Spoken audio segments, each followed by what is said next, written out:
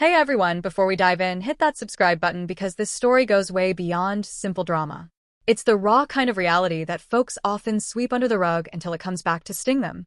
Believe me, this one packs a punch stronger than you'd ever expect. I'm Ryan, and I figured I'd witnessed every type of ego out there. That was until Emma introduced me to a whole new level. We'd been together for 3 years, and overall, things felt steady. Not flawless, but steady. At least, that's what I thought. It all ticked off at her buddy's birthday gathering. I was just looking forward to some casual fun, a couple of drinks, and light conversation. But Emma had something else in mind. Right from the start, she began throwing out little digs. The sort that get the group chuckling at your cost while you're expected to grin and bear it. Ryan still worries someone might actually fall for him, she said in a whisper that carried to the people standing close by. I put on a smile. Hilarious, I mumbled, but deep down, a sharp annoyance twisted inside me. Then she let out a laugh, a smug grin spreading on her face, and dropped the line that stopped me cold. You know, guys are always chasing after me. They just can't help themselves. You ought to consider yourself fortunate. The room responded just like she hoped. A few chuckles, some surprised looks, but her pals stayed silent. They allowed her to soak up the attention, letting the embarrassment wash over me like it was all part of the show. In that instant, something shifted in me. I wasn't furious. I didn't raise my voice. I didn't plead for respect. Instead, I smiled back, nice and easy. Really? I said, keeping my tone even. Then perhaps I should mention a couple. The vibe changed right away. Her laugh stumbled. Her eyes grew wide. The whole room seemed to hold its breath for a second, like people could feel the pressure building but had no clue what was next. I started rattling off names. Not made-up ones, not wild shots in the dark, but the real deals. Who'd shown interest, who'd flirted, who'd sent her messages. Over the last few months, each name hit like a quiet blow, chipping away at the perfect image she'd created for herself. Her friends' expressions drained of color. The grins disappeared. And Emma, her smug look locked in place. She never thought anybody would truly know. The party's easy laughter turned uncomfortable. Folks began looking away, not sure where to focus. The spot that had been her platform moments earlier now felt like a snare. And I just observed, staying cool and quiet. She believed she held all the cards, but she overlooked one key detail. I knew far more than she realized, and I wasn't about to let her slip away without feeling it. After that, Emma pulled back a bit, trying to regain her cool, but the harm was already there. Her friends murmured among themselves, throwing uneasy looks her direction, and for the first time, I noticed doubt sneaking into her usual self-assured vibe. We stepped out to the backyard, supposedly for some fresh air. She attempted to play it off with a joke, laughing a bit too hard, desperate to brush off her discomfort. Ryan, you're blowing this out of proportion. I was only kidding around, she said, her voice strained. I shook my head gently. No, Emma. I'm not overdoing it. I'm just noticing things, and I'm fully in a loop. Her eyes squinted. In the loop about what? Everything, I answered plainly.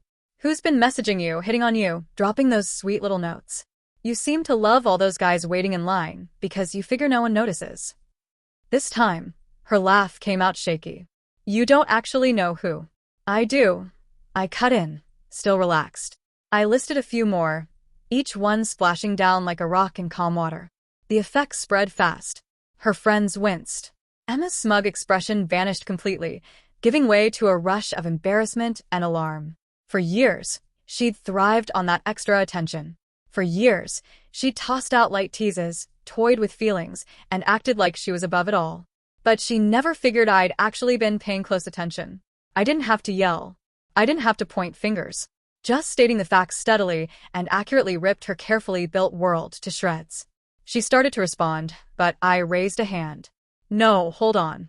You don't get to defend it. You don't get to make excuses. I'm just allowing the facts to stand on their own. The pressure was intense. People nearby started fidgeting, debating whether to step in or let it unfold.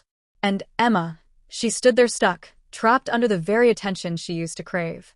I eased back a step, letting the quiet linger. Sometimes silence speaks volumes more than any fight. Sometimes steady assurance from knowing the reality hits harder than rage. Then came the closing touch.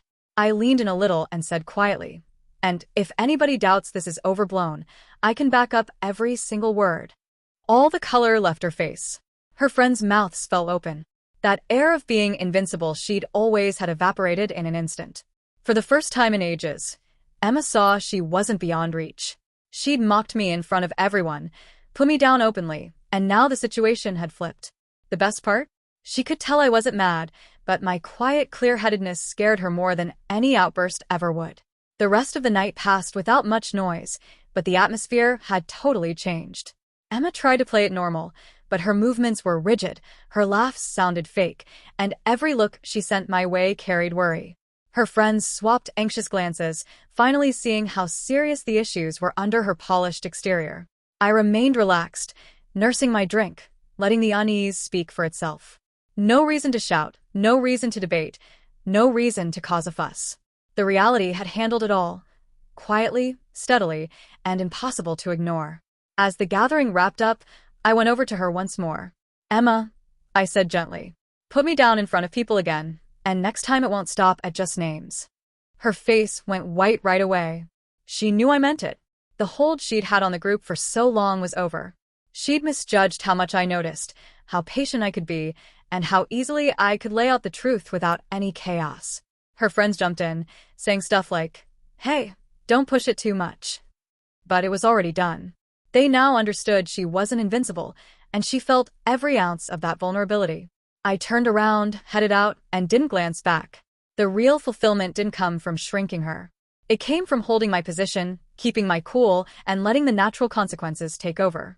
In life, certain teachings don't require volume. The strongest ones arrive softly, solidly, and without question.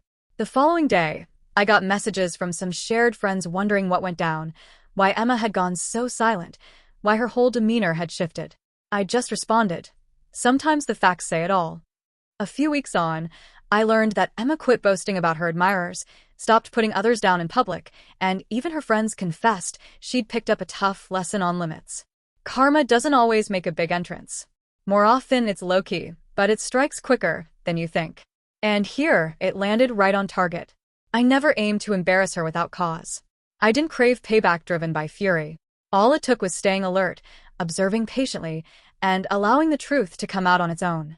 That's true strength, demonstrating that your restraint can be powerful and your insight can't be stopped. Emma figured that out that evening. And the takeaway? Once certain truths come to light, they can't be buried again.